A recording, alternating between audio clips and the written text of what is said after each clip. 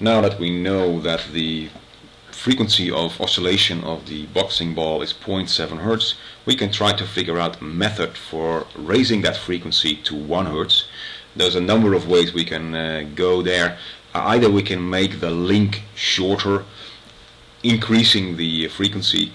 Another method that we will apply here is we can actually introduce an additional spring between the link and the ground to make the pendulum, the oscillation of that boxing ball higher frequent.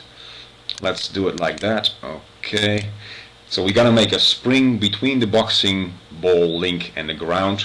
A spring is another object in the force library, this first top one here, and we can just click on two different locations to create that spring. So we'll connect the spring from the center of the boxing ball to a point on the ground, and we are ready doing that. We should change the parameters of the spring because they are default, and default is of course usually not the correct one. So we'll use a certain or value which we think is reasonable.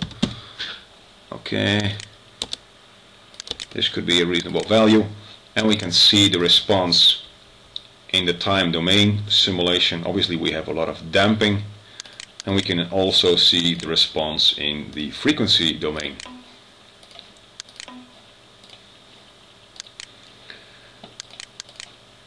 And you can see that obviously the frequency has now gone up from this 0.7 Hz to 2.3 Hz. So we have indeed been able to change that eigenfrequency using this additional spring.